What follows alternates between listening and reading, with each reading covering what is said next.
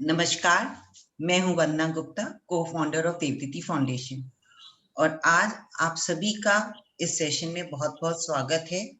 आप सभी को नववर्ष की शुभकामनाएं। आज हिंदी कैलेंडर के हिसाब से हमारा नववर्ष शुरू होता है, नया साल शुरू होता है, पहला नवरात्रा है और चांस की बात है आज बैसाखी भी है और कल से रमजान भी शुरू है। तो बहुत ही अच्छा दिन है और इस दिन पर हम देवदीति का जो इथॉस है to revive the culture and heritage of India, उसके अंतर्गत जो हमने स्वाध्याय क्लब का निर्माण किया है, जिसमें हम अपने पुराने अपनी हिस्ट्री को, अपने एपिक्स को पढ़ते हैं, खुद पढ़ते हैं और उनको समझने की कोशिश करते हैं और उनका एक सिनॉप्सिस देने की कोशिश करते हैं अपने ही वर्ड्स में और उस पर डिस्कशन भी करना चाहते हैं। जो भी आपका आपने समझा है, जो आप के हिसाब से उसकी व्याख्या है, उसके लिए भी वी आर ओपन।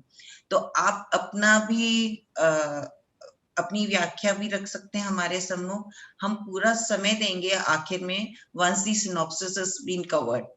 तो आज हम सर वाल्मीकि रामायण के अयोध्या कांड का सर 75 से 87 तक कर रहे हैं, 75 to 87। और ये सिनॉप्सिस आज आपके सामने लेके आ रही हैं आशिमा जिंदल, जो सिनॉप्सिस बहुत ही अच्छी तरह प्रिपेयर करती हैं। देखिए, इसमें बहुत मेहनत लगती है, हम खुद पढ़ाई करते हैं और फिर उसको समझते हैं और बाद में अगर किसी को हमें समझाना होता है तो उसके लिए हमने लिखना भी पड़ता है। तो जो भी सिनॉप्सिस दे रहा है वो अपनी तरफ से बहुत मेहनत करता है। ध्यान से सुनिए और आपका जो आपको लगता है कि इस विषय में हमने कहीं कोई कमी रखी है, आपका अपना जो व्यू है, प्लीज उसको रखिए। You will get full time and full chance to speak on this topic. तो मैं अब अशीमा जी को बुला रही हूँ, जो पहले भी 2-3 बारी सिनॉप्सिस दे चुकी हैं और बहुत अच्छी तरह से और बहुत ही उसको डिटेल में पढ़ के वो आपके सामने लाएंगी। सो ओवर टू अशीमा जी। तो अशीमा जी, आपका बहुत बहुत स्वागत है। थैंक यू वंदना जी और सेशन में आए हुए सभी फ्रेंड्स को मेरे जय श्री राम। आज से हम जय श्री राम स्टार्ट करेंगे क्योंकि आज हम रामायण की कथा नहीं कहेंगे, रामायण का वर्णन कर रहे हैं अपने शब्दों में, इसलिए हम जय श्री राम ही बोलेंगे। तो मैं आज 76 सर्ग से स्टार्ट कर रही हूँ और 87 सर्ग तक कंप्लीट करने की कोशिश करूंगी। और इसमें लास्ट सेशन में हमें अंजू जी ने बताया था कि किस प्रकार जब भरत जी अपने ननिहाल से वापस आते हैं अपने मामा युधाजीत जी के संग, तो उनको कैकेयी माता कैकेयी उनको बताती हैं कि किस प्रकार उन्होंने श्री राम को वन में भेज दिया और उनके लिए उन्होंने राज्य को सुरक्षित कर लिया, जिसके कारण जिसका शोक राजा दशरथ सहन नहीं कर पाए, जिसके कारण वो स्वर्ग सिधार गए। तो अब इसके बाद जैसे ही भरत जी इन सब चीज़ों को सुनते हैं तो वो एकदम शॉक हो जाते हैं, उनको बहुत ही ज़्यादा कष्ट होता है और इस कष्ट में वो फिर माता के महल से निकलकर माता कौशल्या को मिलने के लिए जा रहे होते हैं। और माता कौशल्या जैसे ही भरत को देखती हैं तो उनको लगता है कि ये सब भरत जी कैकेयी के साथ मिलकर ये सब षड्यंत्र कर रहे थे, तो एकदम से वो उनके ऊपर अपना गुस्सा निकालते हैं।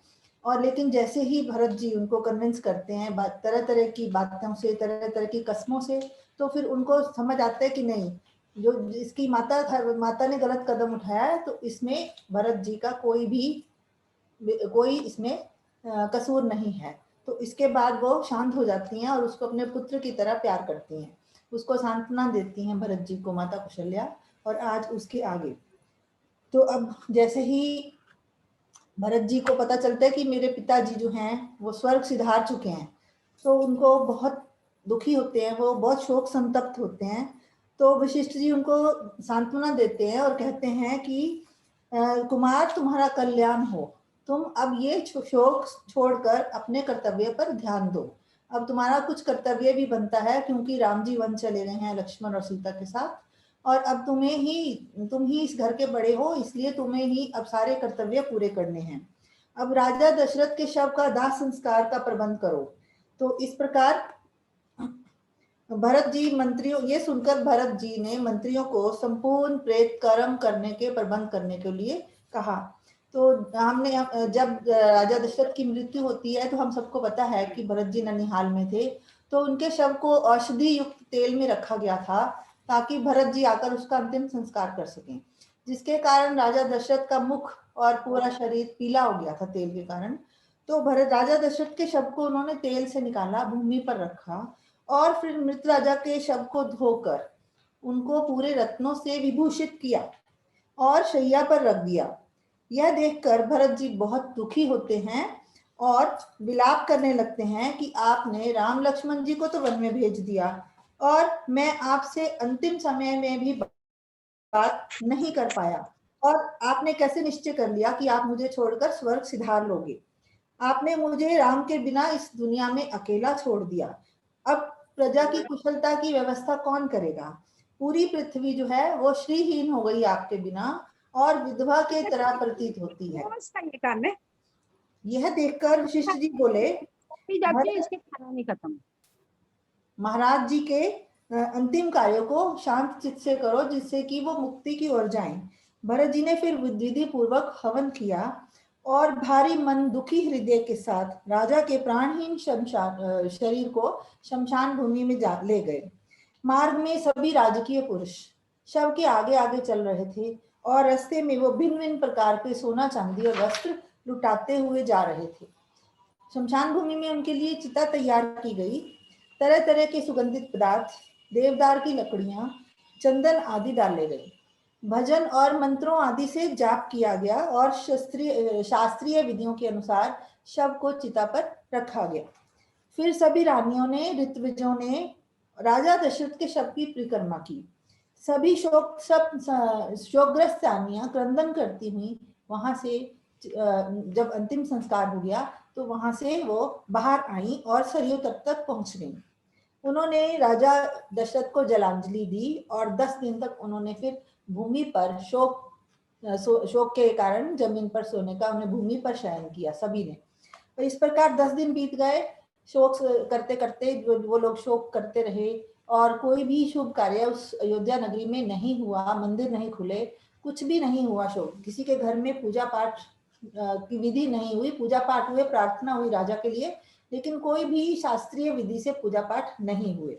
तो 10 दिन बीत जाने पर 11वें दिन भरत जी ने आत्मशुद्धि और श्राद्ध का अनुष्ठान किया। तो 12वें दिन उन्होंने सभी ब्राह्मणों को रत्न, अन्न, वस्त्र, सोने चांदी, गाय, सवारियां, दास दासियां आदि सब महाराजा के कल्याण के लिए उनको दान दिए। और अब वो फिर से जैसे 13वें दिन अस्थि संचय करने के लिए गए तो वहां पहुंचकर वो एक बार फिर से बहुत ज्यादा दुखित हो गए और एक बार वो वहां पहुंचकर फिर से मूर्छित हो गए। उनको लगा कि फिर से उन्हें लगा कि भैया राम के बिना मैं इस दुनिया में बिल्कुल बेसहारा हूँ। माता अनाथ माता कौशल्या बिल्कुल अपने पुत्र के बिना अकेली हो गई हैं और पिता के शरीर की राख को देखकर उन्हें लगा कि किस प्रकार वो बिल्कुल ऐसे लग रहा था जैसे इंद्र का ऊंचा ध्वज खिसक कर नीचे गिर गया हो। माता महाराज दशरथ की अस्थियां इधर उधर बिखरी हुई थी। उनको जब अंतिम संस्कार किया गया तो उनकी अस्थियां बिखरी पड़ी थी। शत्रुघ्न भी महाराजा दशरथ को याद कर कर बार बार अचेत होकर गिर जाते। वो पिता के लाड प्यार को बार बार याद करते और कहते कि किस प्रकार आप हमारी एक मांग को पूरी करने के लिए इतने उत्सुक होते थे और आज हमारी इस मांग को पूरा कौन करेगा। आपने हमें किस प्रकार इस दुनिया में अकेला छोड़ने का निर्णय स्वयं कर लिया। और उनके गुणों का स्मरण करके वो बार बार विलाप करने लगे। भरत ने कहा, मंत्रा के कहने से कि कई माता ने जो वरदान मांगे थे उसके कारण ही यह शोक रूपी उग्र समुद्र में हम सब और पूरी अयोध्या डूब चुकी है। अब हम सबको छोड़कर किस प्रकार इस कर्तव्य का पालन करेंगे। पृथ्वी भी इस पर धर्मज्ञ राजा के ना रहने से बिल्कुल फट जानी चाहिए, लेकिन पता नहीं क्यों कि ये पृथ्वी भी फट नहीं रही। और मुझे तो मेरी माता ने जो मुझे कष्ट दिया है, मेरे ऊपर दोष लगा है जो, उसके कारण मुझे अग्नि जाना चाहिए या फिर इस अयोध्या सुन्नी अयोध्या को छोड़कर मुझे तपोवन में जाना चाहिए। तब कुल पुरोहित जी फिर आए, वशिष्ठ जी आए और उन्होंने कहा कि पुत्र अस्थि संचय जल्दी से करिए ताकि जल्दी से हम आगे के कर्मों को पूरा कर सकें। उन्होंने फिर उनको एक सनातन धर्म की शिक्षा दी कि ये भूख प्यास शोक मोह जन्म मृत्यु सभी के साथ समान रूप से होते हैं, इसमें ईश्वर किसी के साथ कोई भी भेदभाव नहीं करता और जो इस दुनिया में आता है उसे एक दिन जाना ही होता है। इस प्रकार उनके चित्त को उन्होंने शांत करने की कोशिश की। तो दोनों कुमार शीघ्रता से ये सारी अस्थि संचय की क्रियाएं पूर्ण करते हैं। 13वें दिन जब शोक संतप्त भरत से शत्रुघ्न बोले कि समस्त प्राणियों के सहारे सर्वप्रिय राम एक स्त्री के द्वारा वन में भेज दिए गए। अब उनको जैसे ही पिता के शोक से थोड़ा सा आगे काम करने को टाइम मिलता है तो वो लोग विचार करते हैं कि किस प्रकार माता कैकेयी ने जब राम जी को वनवास दिया तो उस टाइम किसको क्या क्या करना चाहिए था। तो उन्होंने कहा कि ये हमारे सर्व दूर संपन्न राम जी को माता कैकेयी ने जब वनवास भेजा था तो उस समय शूरवीर पराक्रमी लक्ष्मण क्या कर रहे थे, उन्होंने क्यों कुछ नहीं किया। उनको तो राज्य की रक्षा के लिए पिताजी को कैद कर लेना चाहिए था। राजा तो नारी के वशीभूत हो गए थे, वो तो कैकेयी के वशीभूत वैसे ही थे। तो इस प्रकार उन्होंने वशीभूत होकर गलत मार्ग को कैसे उन्होंने चयन कर लिया, उन्होंने किस प्रकार राम जी को वन में ले जाने का और साथ में जाने का निर्णय कर लिया, पूरी प्रजा उनके अगेंस्ट क्यों नहीं खड़ी हो गई।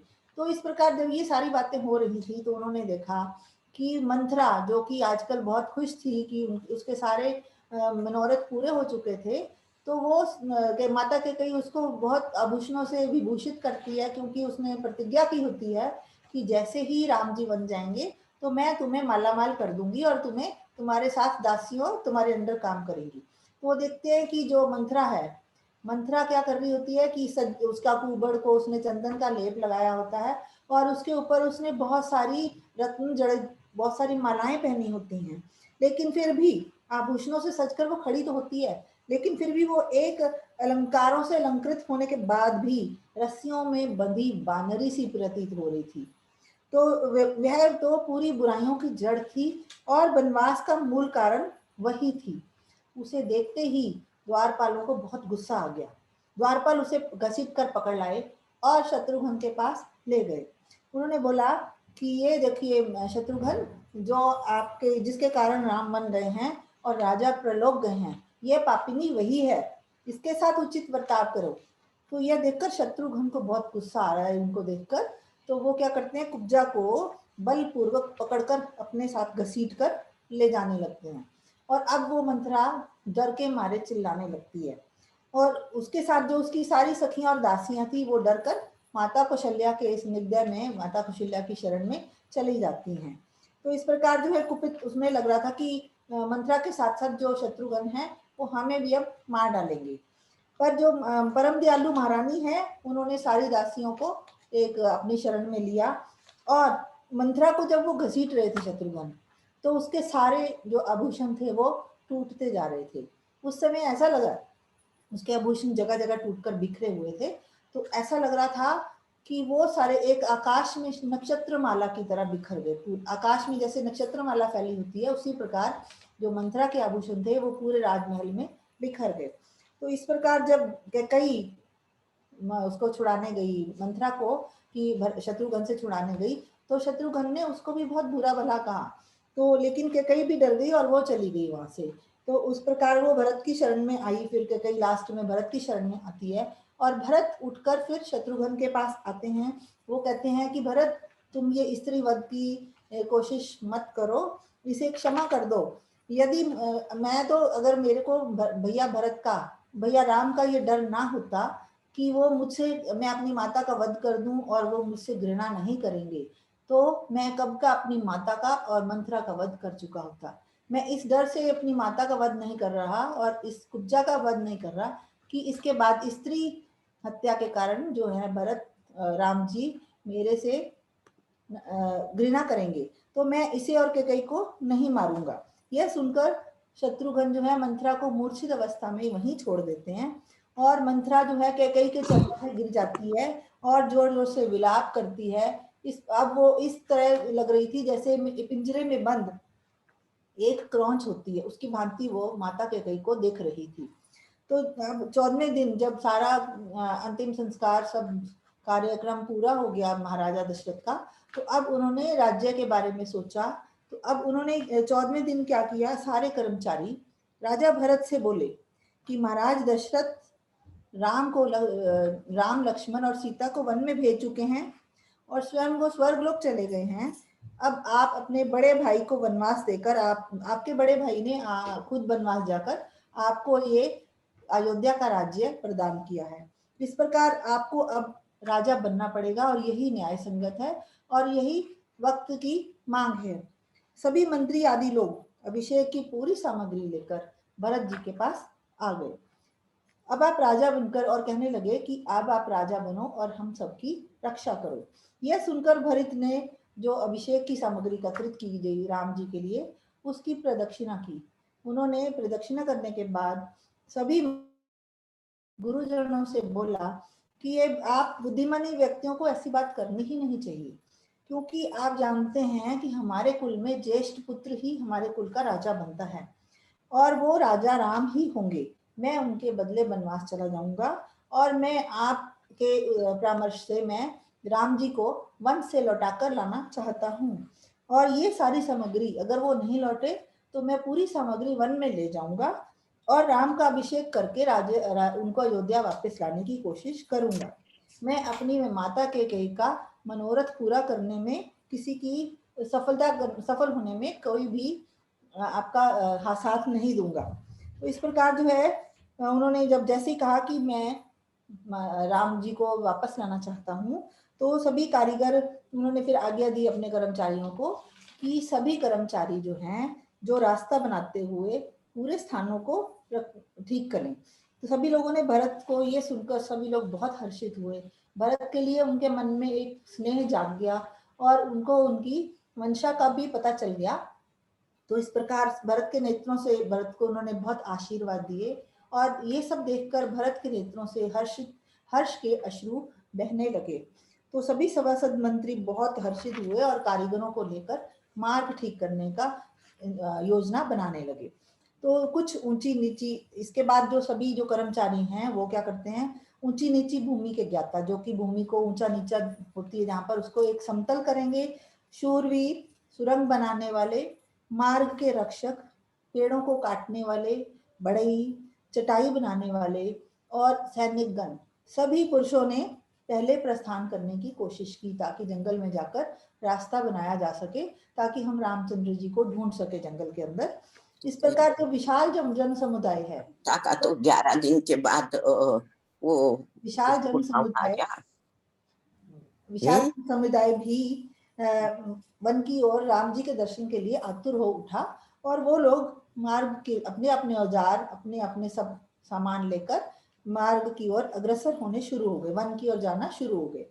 वे लोग झाड़ियों को काटते, पेड़ लगाते, बेल वृक्ष आदि मार्गों में लगाते, कुछ पेड़ लगाने शुरू कर दिए और कुछ काटने शुरू कर दिए। रास्ते में उन्होंने कुएं बनाने शुरू कर दिए, जहां पर पानी बह रहा था उन्होंने या तो सरोवर बना दिए या फिर बांध बना दिए। कुछ बगीचे लगाए गए, कुछ सड़कें बनाई गई और इस प्रकार कुछ पुल भी बनाए गए नदियों के ऊपर और सभी फूल लगाने का काम पूरा हुआ। मार्ग सारा फूलों और पताकाओं से लहरा रहा था, क्योंकि अयोध्या के राजकुमार और सभी अयोध्यावासी माताओं के साथ, सैनिकों के साथ राजा राम को रामचंद्र जी को वन से वापस लाने का प्रयास कर रहे थे। और जैसे सब जगह सुगंधित जल का छिड़काव किया गया और शिविर बनाए गए और वास्तुशास्त्र के अनुसार ही कुछ ना कुछ विद्वानों ने भरत के ठहरने के लिए कुछ टेंट्स लगाने की कोशिश की। वे सब अब इतने सुंदर हो चुके थे कि वो इंद्रपुरी की शोभा की तरह लगते थे। चारों ओर सुंदर प्रतिमाएं लगाई गईं, चूने से पुते शिविर बनाए गए, रमणीय राजमार्ग बन गए और रात्रि में वो तारा मंडल और चंद्रमा की तरह उसकी शोभा प्रकाशित हो रही थी। तो इस प्रकार सारे, इसका ये अर्थ है कि सभी मंत्रीगण, सभी प्रजाजन, सभी सैनिक राम जी से इतना प्यार करते थे कि बिना पल की देर किए उन्होंने फटाफट सारा इंतजाम करना शुरू कर दिया ताकि वो अपने सर्वप्रिय रामचंद्र जी को अयोध्या में वापस ला सके। तो इस प्रकार उन्होंने मेहनत की और पूरा रास्ता बना दिया। इधर अयोध्या में सभी विशेषज्ञों ने भरत का स्तवन किया, उनको याद किया, उनको उनकी इच्छा, जब उनको लगा कि भरत जी बहुत ही शुद्ध मन के स्वामी हैं, उनके मन में कोई भी राम जी के लिए खोट नहीं है, उनको राज्य पाने की कोई लालसा नहीं है, तो उन्होंने उनको एक स्तवन मतलब पूजा करनी शुरू कर दी। उनके लिए उन्होंने शंख बजाए और सैकड़ों बाजे बजाने शुरू कर दिए। लेकिन भरत जी सब चीजों से बहुत दुखी हुए। उन्होंने कहा, नहीं, मैं राजा नहीं हूँ, इसे बंद कर दीजिए, मैं एक दास हूँ राम जी का, और इसलिए मेरे लिए यह सब मुझे पसंद अच्छा नहीं लग रहा। तो शत्रुघ्न जी ने बोला कि कैकेयी ने कितना बड़ा अपकार किया हमारे साथ, कितना, क्योंकि सब इस प्रकार हमें सब शक की निगाह से देख रहे थे। उन्होंने तो माता को अपने पिता अपनी स्वार्थ सिद्धि के लिए राम जी को वन भेज दिया और मुझे राज्य देने की प्रयास किया। तो इसके कारण उन्होंने महाराज पर भी दुखों का भंडार टूट गया और महाराज पुत्र के वियोग में स्वर्गलोक को चले गए। तो इस प्रकार रघुनाथ जी को भी मेरी माँ ने वनवास दे दिया। तभी वशिष्ठ जी ने सभा में प्रवेश किया। अब जो सभा थी, उस प्रकार अयोध्या की जो सभागृह था, उसकी बहुत सुंदर विशेषता इसमें बताई गई है कि चारों ओर जो खंबे थे, बड़ी बड़ी प्रतिमाएं थी, जिसमें कि उनके कुल के जो पूर्वज थे उनकी सभी मूर्तियां लगी हुई थी, और सोने के खंबे जिसमें कि मीनाकारी का काम किया गया था, सुंदर कालीन थे जिस पर कि सभी द्वारपाल, सभी जो सैनिक थे, सेनापति या बड़े बड़े अधिकारी सब विराजमान थे। तो इसी प्रकार जो है उन्होंने दूतों के जैसे ही भरत जी विराजमान, वशिष्ठ जी आए तो वशिष्ठ जी सबसे पहले अपने सिंहासन, अपने जो उनका स्थान था उस पर विराजमान हो गए।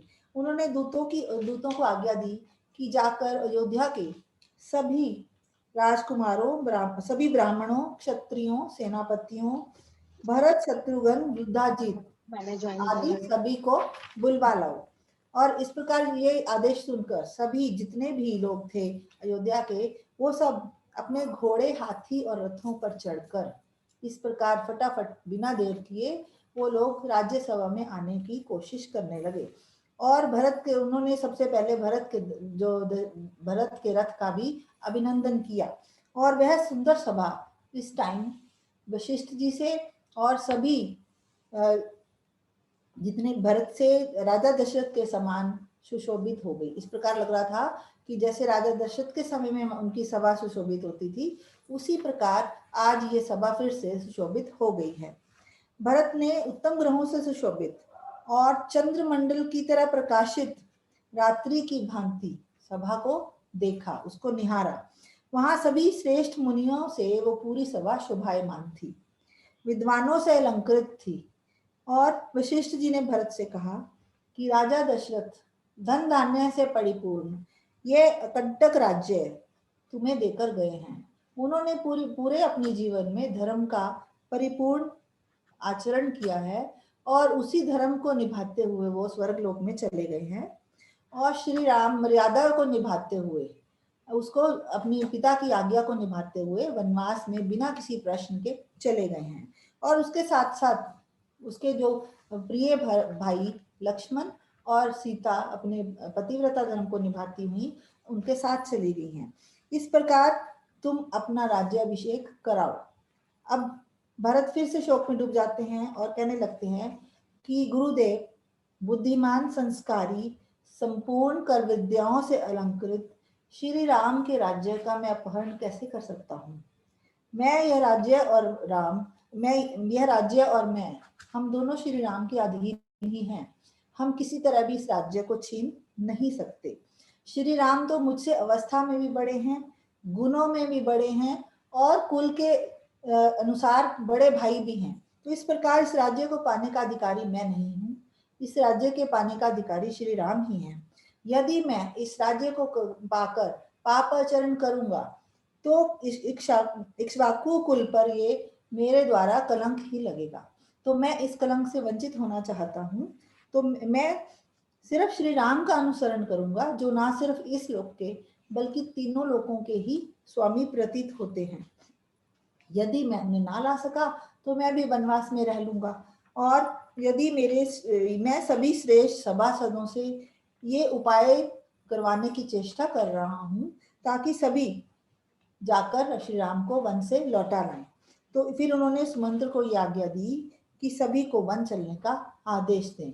ये समाचार पाकर पूरे प्रजाजन और सेनापति बहुत प्रसन्न होते हैं और भरत का रथ भी तैयार हो जाता है बिल्कुल जाने के लिए, और सभी सेनापति ब्राह्मण क्षत्रिय शूद्र चलने की तैयारी में होते हैं।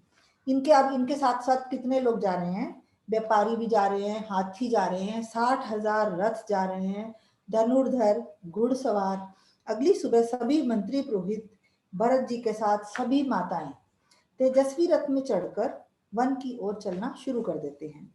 वे सभी इतने उत्सुक होते हैं चलने के लिए कि वो रास्ते में भी रुकने को तैयार नहीं होते। वो श्री राम के दर्शन के लिए बहुत उत्सुक हो जाते हैं और पूरे रास्ते वो राम जी की बात ही करते रहते हैं। उनके पीछे पीछे बहुत सारे कलाकार जाते हैं, वैद्य, सुनार, बुनकर, दंतकार, धोबी, दर्जी, केवट, अपनी अपनी बैलगाड़ियां, जिसके पास जो भी साधन था वो उसमें सवार होकर जाना शुरू कर देते हैं। और सभी के वेश बहुत सुंदर थे। पूरी चतुरंगनी सेना जो थी वो भी भरत जी के पीछे पीछे चलती है। तो इस प्रकार सभी लोग चलते हैं और पूरा एक काफिला चलता है। चलते चलते वो पूरे दिन चलते चलते शाम को गंगा जी के तट पर पहुंच जाते हैं। अब गंगा जी के तट पर कौन था? निषादराज गुह, जो कि श्री राम का परम मित्र था। जब श्री राम वन जा रहे थे तो सबसे पहले श्री राम जी उनको मिले थे।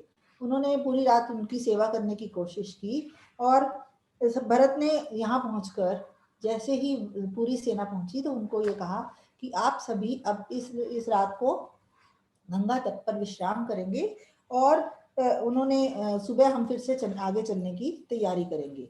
तो उन्होंने क्या किया? उन्होंने वहां जाकर जलांजलि शुरू कर दी। भगवान गंगा जी के तट पर अपने पिता को जलांजलि दी। जैसे ही निषाद राज ने देखा कि एक बहुत ही अपार सेना समूह जो है वो गंगा जी के तट पर पहुंच गया है, तो उनको लगा कि ये या तो मेरे राज्य को हड़पने की कोशिश करेंगे या फिर वो लोग आगे राम जी को कुछ अहित करने की कोशिश करेंगे। तो उन्होंने जैसे ही आशंका से भर गए वो, और उन्होंने सोचा कि निश्चय ही भारत अपनी सेवा के साथ हमें बांधकर वध करेगा और फिर दशरथ नंदन राम को मारेगा ताकि उनके राज्य पाने में आगे 14 साल बाद भी कोई भी अड़चन ना हो। तो यहाँ पर हमें लगता है कि जैसी संगति होती है उसी प्रकार से हम लोग सोचते हैं कि एक इंसान है जो वो दूसरा भी ऐसा ही होगा। हम उसके बारे में एक पूर्वाग्रह बना लेते हैं कि अगर इसके साथ का व्यक्ति जो है बहुत खराब है तो शायद ये भी ऐसा ही है, लेकिन हर बार ऐसा नहीं होता। अब यहाँ पर हम भरत और कैकेयी के संदर्भ से जान सकते हैं कि सभी, वैसे कैकेयी भी बुरी नहीं थी, ये तो ईश्वर ने जो ब्रह्मा जी के कारण कैकेयी को इस प्रकार बोलने का उन्होंने सरस्वती माता ने किया था। तो इस प्रकार मैंने ये निकाला, निष्कर्ष निकाला कि जो व्यक्ति बुरा है जरूरी नहीं उसके साथ के व्यक्ति सभी पूरे हों। तो इस प्रकार जो है भरत जी जैसे ही वो, लेकिन एक बार जैसे ही माता कौशल्या ने देखा तो उन्होंने शक किया।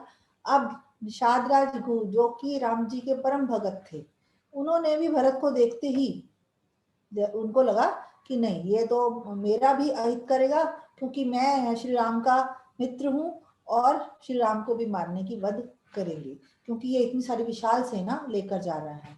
आगे जब हम देखते हैं कि लक्ष्मण जी भी इसी प्रकार एक बार भरत के ऊपर शक करते हैं तो राम जी जब समझाते हैं तभी उनको समझ आता है। ये आगे आएगा पूरा प्रसंग। तो भरत जी को उन्होंने देखा तो कि सारी सेना शस्त्रों से सुसज्जित है। तो उन्होंने क्या किया, अपनी सेना को भी हुक्म कर दिया, आज्ञा दी कि अगर भरत का उद्देश्य है ठीक है तो भी वो आगे गंगा पार जा पाएंगे, नहीं तो हम इनसे युद्ध करेंगे। तो इस प्रकार निषाद राज जो है एक बार उनके पास जाकर पूरा उनकी प्लानिंग को जानना चाह रहे थे। तो निषाद राज ने क्या किया, सभी सैनिकों के लिए, सभी उनके घोड़े और बैलों के लिए पूरा खाने पीने का प्रबंध किया और स्वयं भरत के लिए वो फल, मधु और फल का गुदा और अन्य अतिरिक्त उपहार लेकर वो श्री राम भरत जी के पास जाने की प्रयास करने लगे। जैसे ही वो पहुंचे तो सुमंत्र जी ने उनको देखा और उनको प्रणाम किया और बोला और फिर भरत जी से उनका इंट्रोडक्शन कराया कि ये जो निषाद राजगुह यहाँ के राजा हैं और भगवान राम के या श्री राम जी के बहुत परम मित्र हैं। तो इनको शायद पता है कि ये राम जी किस ओर गए हैं, ये राम जी को मिलने के लिए हमारी मदद कर सकते हैं।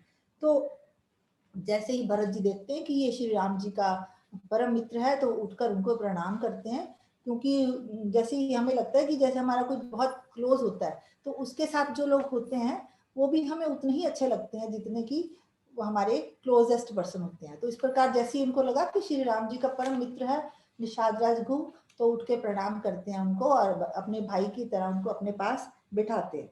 तो उन्होंने कहा कि ये निषाद राज कहते हैं उनको भेंट देते हुए कि देखिए यह सेना और आप हमारे अतिथि हैं, हमें नहीं पता था कि आप लोग आएंगे, तो हम आपके स्वागत का पूरा पूरा प्रबंध नहीं कर सके। तो अब हम आपके स्वागत की तैयारी जितनी कर पाएंगे, जितनी भी कर पाए हैं उसको आप स्वीकार करिए, मैं आपके लिए क्या कर सकता हूँ। तो भरत ने कहा कि मित्र, मुझे और स्वागत की आवश्यकता नहीं है, मैं तो तुम्हारे इसी स्वागत से बहुत प्रसन्न हूँ। तुमने मेरे सैनिकों का, मेरे पशुओं का जो मेरे साथ लोग लेकर आए हैं और आए हुए प्रजाजन का बहुत ध्यान रखा, मैं इससे संतुष्ट हूँ। अब मुझे आप मदद कीजिए, आप मुझे सिर्फ बताने का कष्ट कीजिए कि ये दो रास्ते जा रहे हैं और किस रास्ते पर श्री राम गए हैं और इस भरद्वाज मुनि का आश्रम किस ओर है। ये जंगल बहुत घना प्रतीत होता है, हमें समझ नहीं आ रहा कि हम किस रास्ते से जाएं। तो इस प्रकार निषाद राज ने कहा कि कोई बात नहीं मित्र, मुझे इस वन का पूरा ज्ञान है, मेरे पास बहुत जो प्रवीण, जो कुशल मल्लाह हैं, वो सब आपको रास्ता दिखाएंगे, वो सब आपके साथ भी जाएंगे। इतना ही नहीं, मैं भी आप ही के साथ श्री राम को मिलने के लिए चलूंगा। तो इस प्रकार वो बहुत खुश होते हैं। लेकिन यहाँ पर फिर वो अपनी बात पूछते हैं निषाद राज को कि लेकिन आप मुझे ये बता दीजिए कि आपके मन में श्री राम के प्रति कोई दुर्भावना तो नहीं। तो यहाँ पर वो अपना शक दूर करने की कोशिश करते हैं। ये सुनकर भरत बहुत दुखी होते हैं और वो कहते हैं, दुखी मन से बोलते हैं कि नहीं नहीं मित्र, ये मेरे भाई राम तो मेरे लिए पिता के समान हैं। ऐसा कोई वक्त ना आए कि जिससे मैं उनको मारने की सोचूं भी। मैं तो उनको उनका राज्य वापस करना चाहता हूँ और मैं उनको प्रयास करके, हम सभी लोग उनको वन से वापस लाने का प्रयास कर रहे हैं। तो निषाद राज बहुत खुश हो जाते हैं कि उनको लगता है कि ठीक है, ये भरत बिल्कुल सही हैं। तो वो कहते हैं नहीं, आप धन्य हैं, आपने अपने हाथ में आए हुए राज्य का लोभ नहीं किया, इस कंटक राज्य का अपना श्री राम जी के प्रति अपनी मर्यादा के लिए आपने इसका त्याग कर दिया। फिर वो रात भर जो है उनको एक आशीर्वाद देते हैं कि आपकी कीर्ति हमेशा अक्षय रहे, कभी भी खत्म ना हो, राम से ज्यादा आपकी कीर्ति फैलनी चाहिए। फिर वो रात भर भरत जी और राम जी के लिए चिंता करते रहे और उनको ये चिंता हुई कि श्री राम जो कि हमेशा इतने सुखों में पले थे, वो किस प्रकार इस भयावह जंगल में रहे होंगे। जैसे ही वो जंगल देखते हैं तो उनकी चिंता, शोक और बढ़ जाता है। उस प्रकार वो पूरी रात रोते रहते हैं और उनकी स्थिति इतनी चिंताजनक हो जाती है कि क्या उन्होंने खाया होगा और कहाँ पर वो लोग सोए होंगे। तो उनकी कहते हैं इस प्रकार उनकी स्थिति हो गई जैसे कोई भी वृषभ अपने झुंड से अलग हो गया हो, अकेला भटक रहा हो। तो उनको लगता है कि मैं सबसे भटक गया हूँ और मैं इस दुनिया में, पूरी दुनिया में अकेला हो गया हूँ। तो गुहू जो है वो भरत को पूरी लक्ष्मण की और राम की स्थिति बताते हैं। वो बताते हैं कि भरत, लक्ष्मण किस प्रकार अपने बड़े भाई की सेवा कर रहे थे। तो उन्होंने बताया कि जब राम और सीता सोने की तैयारी कर रहे थे तो उन्होंने अपने भाई की रक्षा के लिए धनुष और बाण धारण कर लिया। मैंने उनको कहा कि नहीं, कोई बात नहीं, आज तो मेरे राम जो है मेरे परम मित्र हैं और मैं जो है इनकी रक्षा करूंगा। मुझे इनकी कृपा से ही हर चीज प्राप्त हुई है, चाहे ये राज्य हो, चाहे ये कुछ भी मुझे मिला है, मुझे राज्य इनकी, सब कुछ इनकी कृपा से मिला है। इस प्रकार आप आज सोने का कष्ट करें, आप सो जाएं और मैं पूरी रात जागकर श्री राम और सीता की रक्षा करूंगा। लेकिन भरत जी बोलते हैं कि नहीं। और ये भी कहा मैंने उनको कि तुम तो राज्य में रहे हो, तुम तो मुलायम बिस्तर पर सोए हो, तुम किस प्रकार इस तरह के बिस्तर पर सोओगे। मैं तुम्हारे लिए उत्तम वस्त्र और उत्तम बिस्तर का प्रबंध करता हूँ, तुम यहाँ रुको और इस पर सो जाओ। लेकिन लक्ष्मण जो है वो अपने भाई की इतने प्यार करते थे भाई को, उन्होंने कहा नहीं, मैं वनवास में आया हूँ, अगर मेरे भाई जमीन पर सो रहे हैं, मैं राम का सेवक हूँ, और अगर राम और सीता दोनों भूमि पर शयन कर रहे हैं, तो मैं किस प्रकार सुख भोग कर अपने आप को कलंकित कर लूं। मेरा इस प्रकार सुख सुविधा भोगना दुष्कर है, मैं ये सब स्वीकार नहीं कर सकता। और राजा दशरथ भी अपने सर्वगुण संपन्न पुत्र को वन में भेज दिया। हो सकता है कि वो अब और ज्यादा जिंदा भी ना रहे, क्योंकि उनको नहीं पता होता कि राजा दशरथ स्वर्ग सिधार चुके हैं। जब तक भरत जी नहीं मिलेंगे उनको कोई ज्ञान नहीं होता कि राजा दशरथ इस दुनिया को छोड़कर जा चुके हैं पुत्र वियोग में। तो वो यही कह रहे होते हैं कि या तो राजा दशरथ भी अपने पुत्र के वन जाने पर ज्यादा दिन जिंदा नहीं रहेंगे, और अगर रहेंगे भी तो एक ग्लानि भाव से वो अयोध्या पर राज करते रहेंगे। इसी प्रकार उन्होंने फिर अपनी माताओं को याद किया और उन्होंने कहा कि मेरी माता तो शायद मेरे इंतजार में, कि मैं 14 वर्ष बाद उनको मिलूंगा, कि मेरी माता तो शायद मेरे इंतजार में जिंदा भी रह लेगी, लेकिन माता कौशल्या जिसको कि कई एक दासी की तरह ट्रीट करेगी अगर भरत राजा बनता है, तो उनको अपनी सौतन का डर होगा। तो वो श्री राम को वन भेजकर, सीता माता को वन भेजकर किस प्रकार वो जिंदा रही होंगी। और इस उन्होंने कहा कि अगर वो जिंदा रह नहीं रहे तो हमारी पृथ्वी श्रीहीन और विधवा हो जाएगी, और महारानी कौशल्या और सीता सुमित्रा पता नहीं कब तक जिंदा रहेंगी। तो अब मैं, हो सकता है कि वो पूरी रात उनको याद करके अपने अयोध्या की पोजीशंस याद करते हैं, अपने अयोध्या वासियों के बारे में सोचते हैं कि किस प्रकार भरत उनको उनकी रक्षा कर रहा होगा, और माता के कई किस प्रकार उनकी माताओं का ध्यान रख रही होगी या नहीं। तो पूरी रात वो श्री राम के बारे में, उनकी स्थिति के बारे में, कि क्या वो खाते होंगे, किस तरह वो सोते होंगे और किस प्रकार वो चलते होंगे, और पूरे जितने भी दिन उन्होंने वन में गुजारे हैं वो किस प्रकार उनके बीते होंगे। तो अपने अपने राज्य के महल को और इस वन को कंपैरिजन करते करते वो पूरी रात रोते रहते हैं। और फिर वो जब निषाद राज देखते हैं तो उनको लगता है कि नहीं, ये तो बहुत भगत है भरत के, तो वो पूरी तरह संतुष्ट हो जाते हैं। और फिर वो बताते हैं कि महाराजा राम को तो अगले दिन जब उन्होंने यहाँ पे रुके थे, तो अगले दिन उनको मैंने जटा धारण कराई थी, और उन्होंने जटा धारण करके दोनों भाइयों ने, और वल्कल वस्त्र धारण करके फिर वो अगले पड़ाव तक चले गए थे। तो इस प्रकार जो है दोनों भाई जो है अपना आगे चले गए। तो एक उसके बाद भरत जी जब ये सब सुनते हैं तो उनको लगता है, उनको शंका हो जाती है कि शायद अब ऐसा टाइम हो गया कि मेरे भाई अब वापस नहीं आएंगे, क्योंकि यही कहते हैं कि जब जटा धारण कर ली तो उन्होंने पूरा वनवासी का वेश धारण कर लिया और वनवास में रहने का उनका मन हो गया। फिर गुरु ने ये भी बताया कि किस प्रकार जब मैंने राम जी को अच्छे फल और खाना देने का प्रबंध किया, तो उन्होंने कहा कि नहीं, मैं अब मैं क्षत्रियों से कुछ नहीं ले सकता, मैं वन में ही रहूंगा, और उस वन में रहने के कारण मैं किसी भी नगर का कोई भी जल, कोई भी उपहार मैं स्वीकार नहीं कर सकता। तो इस प्रकार जब मतलब यहाँ पर मुझे एक चीज और लगी, किस प्रकार उनको कोई नहीं देख रहा कि वो कुछ भी कर सकते थे, कुछ भी ले सकते थे, और किसी प्रकार भी राम लक्ष्मण किसी प्रकार भी वो अपना जीवन उस दिन उस रात को व्यतीत कर सकते थे।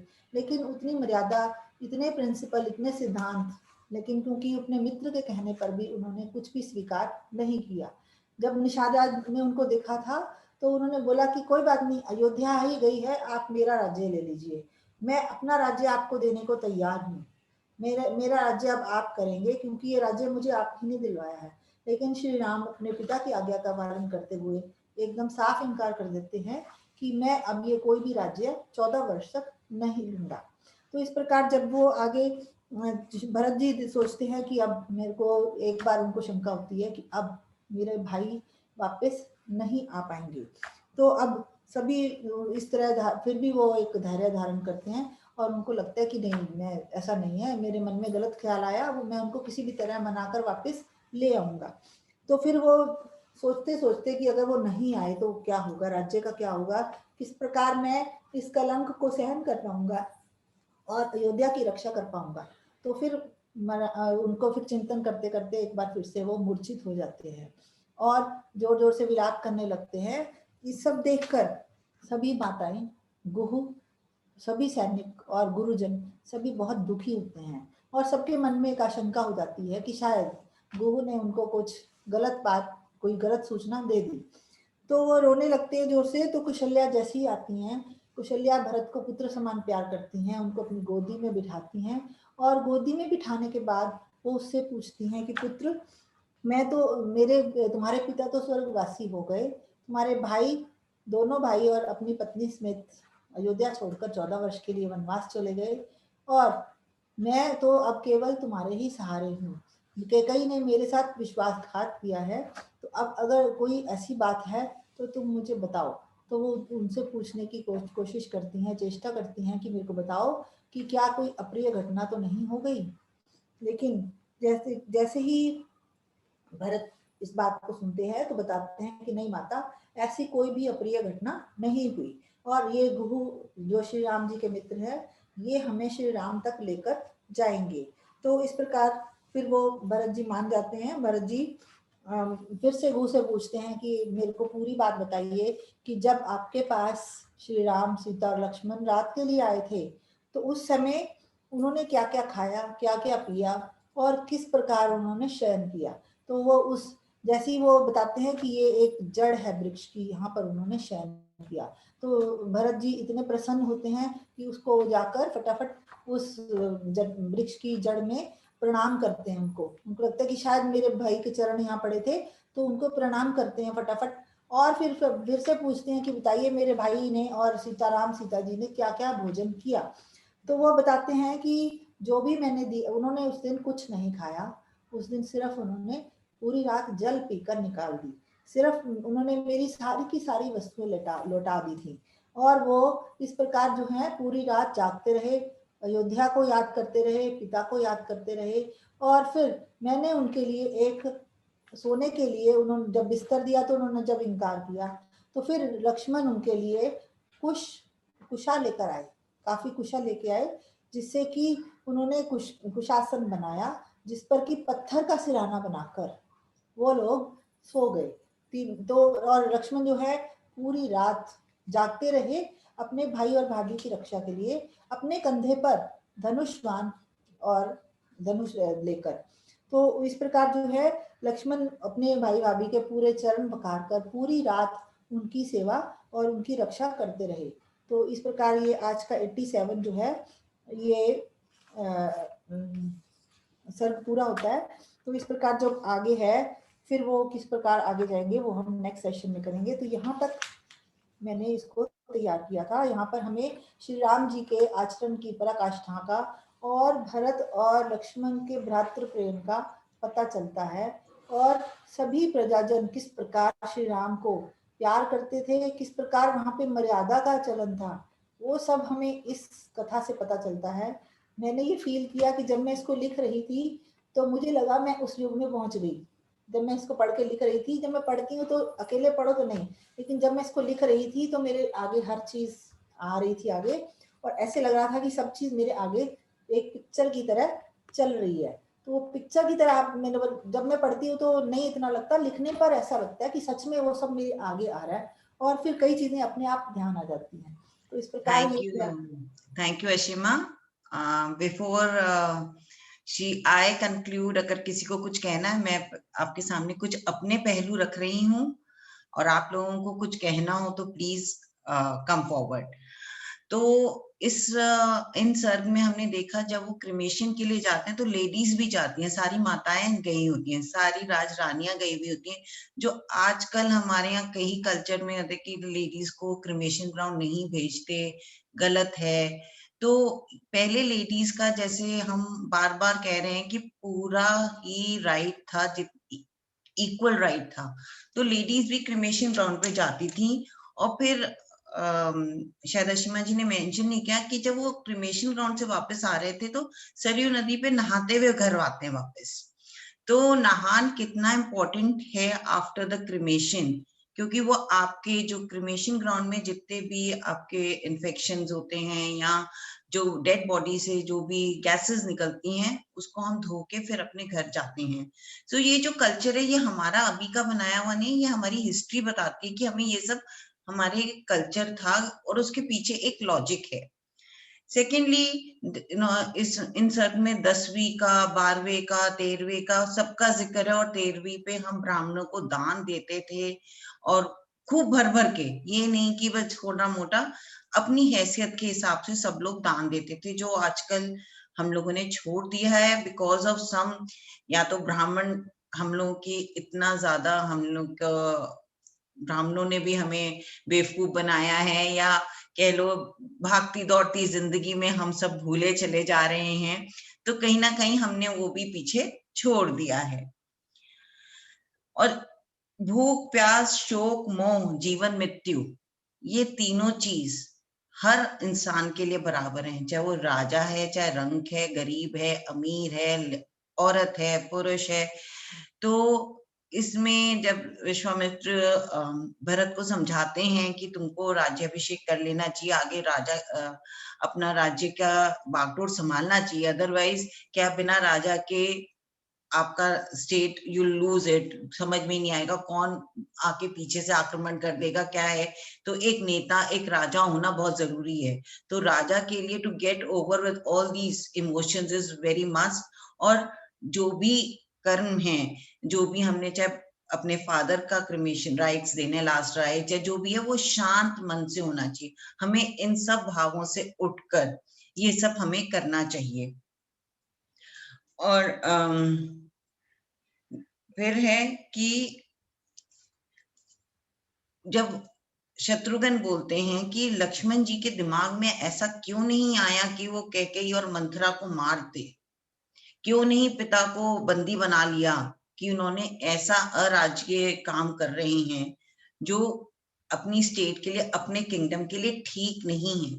तब भी भरत जी के जो मन में जो उनकी दशा थी कि नहीं, ऐसा कर्म करने से लक्ष्मण जी भी राम के से नीचे हो जाते, राम जी को फेस नहीं कर सकते थे, ना भरत फेस कर पाएंगे अगर उन्होंने ऐसा कुछ कर्म किया। तो शत्रुघ्न से सहमत नहीं होते इस बात को लेके कि उन्हें कैकेयी माँ को या मंथरा को मार देना चाहिए। तो देखिए वो वहां दूर बैठे भी उनको मन में ये था कि वो श्री राम को किसी भी तरह से उनको मतलब उनको क्या कहना चाहिए, उनके विरुद्ध ना जाएं। जो श्री राम जैसा सोचते हैं, भरत जी भी वैसा सोचना चाहते थे कि वो वैसे ही कर्म करें जैसा श्री राम चाहते हैं। तो देखिए वो दूर बैठे हुए भी अपनी माँ से भी परेशान, पिताजी के जाने के बाद भी, पर वो अपने ब्रदर के लिए, अपने भाई के लिए, जिसको वो भगवान से अपने पिता के समान समझते हैं, उनके लिए वो बैठे कि मेरा कोई भी कर्म श्री राम के सोच के विरुद्ध ना हो। जो श्री राम सोचते हैं वो ही धर्म है, वो ही सत्य है। देन जब निषाद राज देखते हैं भरत को इतनी बड़ी सेना के साथ, तो निषाद राज तो एक बहुत छोटे से राजा थे। तो निषाद राज की देखिए उनकी पॉलिटिकल वो क्या थी कि उन्होंने देखा कि मैं किसी भी तरह इस सेना का मैं सामना नहीं कर सकता, तो बहुत पोलाइटली वो भरत से जानने की कोशिश करते हैं कि उनके मन में क्या है, इज ही अगेंस्ट राम और ही इज फॉर राम। तो वो पूरा उनके आगमन के लिए, उनके वेलकम के लिए सामान भी लेके जाते हैं, लेकिन टू फाइंड आउट कि what is there in his mind and heart. तो देखिए वो कितना उनका politically he was right to see कि भाई इतनी बड़ी सेना है, मैं अटैक करने से पहले ये तो जान लूं कि भाई वो क्या उनके मन में वो है कि वो राम के साथ, क्योंकि देखिए जैसे ही कौशल्या ने भरत जी को देखा तो उन्होंने कहा ये कैकेयी का बेटा है, तो इसके साथ मिलके कैकेयी ने ये रचा है। तो जैसे हमने अभी अशीमा जी ने बताया कि जिसके साथ जैसा है जो रहता है, जरूरी नहीं है वो वैसा ही हो। तो निषाद राज को भी एक बार यही लगा कि ये कैकेयी का बेटा है, तो ये श्री राम के अगेंस्ट होगा। तो he also wanted to find out whether he is with Shri Ram और अगेंस्ट श्री राम। तो देखिए उन्होंने कितनी समझदारी से काम लिया।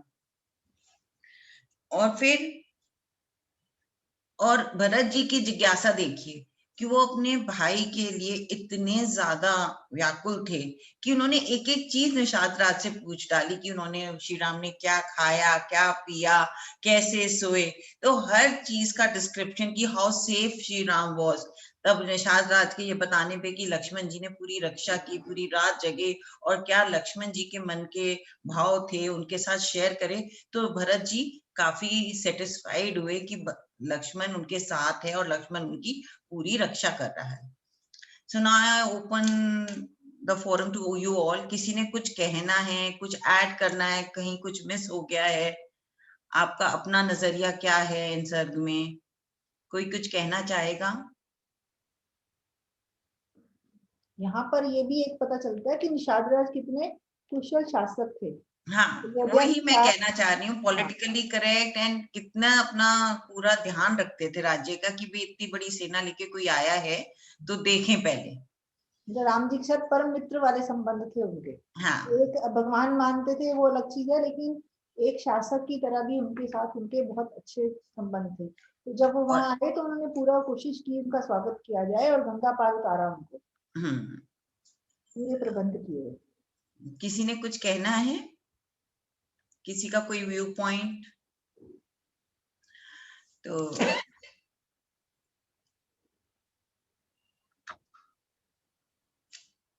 नूतन जी स्माइल कर रही हैं, शायद कुछ कहना हो। नहीं कहना तो हम कहना आज नहीं है, हाँ बट जी, जैसे ही आशिमा जी ने बोला, वाकई एक एक चीज हमको, हम लोग वहीं पर ही थे, बिल्कुल उसी जगह थे। एक एक बात की, कैसे सेना आई, कैसे उन्होंने देखा और क्या क्या पूछा। सॉरी दोबारा अपने आपको म्यूट कर अनम्यूट कर लीजिए। हाँ, मैं ये बोल रही हूँ, एक एक स्टेप ऐसा था कि हमें लग रहा था कि हम उसी जगह हैं। पूरा फील आ रहा था कि सेना आ रही है, उधर से वो देख रहे हैं। और ये पॉइंट बहुत अच्छा लगा कि उनके इतनी छोटे से बंदा ने बताया कि छोटी सी सेना थी, वो अटैक भी नहीं कर सकता था जब तक कुछ रीजन नहीं पता हो। तो यस, बड़े पॉलिटिकल वे में बहुत अच्छे से, और बहुत अच्छा लगा मुझे तो। देखिए हम सबको रामायण की कथा पता है, हम 5 मिनट में पूरी कथा सुना सकते हैं, बट हमें 5-5 6-6 सर्व करने में एक एक हफ्ता लग रहा है। तो कितना डिटेल में पढ़ते हैं और फिर लिखते हैं, फिर बोलते हैं। तो आज जैसे अशिमा जी, आपने नूतन जी उसको सेकंड करा कि बिल्कुल आंख के सामने सीन चल रहा था। तो हमारी यही कोशिश है कि आप लोगों के सामने हम इस तरह से पेश करें, और मैं चाहूंगी अशिमा, अंजू, मेरे अलावा और भी कोई अगर प्रेजेंट करना चाहता है तो प्लीज कम फॉरवर्ड। तो हम ग्रुप पे लिख देंगे अगर किसी को सिनॉप्सिस देना है तो। अनीता जैन जी वेल डन, अशिमा लिख रही हैं। अशिमा सही में बहुत अच्छा आपने आज सिनॉप्सिस दिया है, और इस सेशन को हम यहीं विराम देते हैं और उम्मीद करते हैं अगले सेशन में आप सब हमारे साथ जुड़ेंगे और कोई नए स्पीकर हमारे साथ आएंगे। अगला सेशन जैसे मुझे अंजू ने मैसेज करा है, she wants to do, but अगर किसी और को भी करना है तो मोस्ट वेलकम, आप बता दीजिएगा। और अब हमारा देवदीति का नेक्स्ट सेशन है कथा कहानियां कुछ नहीं कुछ पुरानी बाय वंदना। मैं ही लेके आ रही हूँ बच्चों के लिए सैटरडे को 1 से 1:30, और बड़े लोग भी आ रहे हैं और they are really enjoying it. मेरे को पर्सनल मैसेज आ रहे हैं बार बार कि आपकी स्टोरी बहुत अच्छी है। मेरी स्टोरी नहीं है, पंचतंत्र की कहानियां हैं जो बच्चों को कुछ सिखाने के लिए, अपनी भूली हुई यादें वापस लाने के लिए हैं। हम भूल गए हैं वो चीजें, वो कहानी, वो किस्से, वो सब आपके सामने लेके आएगी Devdeeti foundation on Saturday at 1 PM। सो तब आज्ञा दीजिए, मिलते हैं आपसे सैटरडे को, शनिवार को। बहुत सुंदर, बहुत ही सुंदर। Thank you ji, thank you. Happy Navratras to all. Enjoy your fasting, enjoy puja पाठ।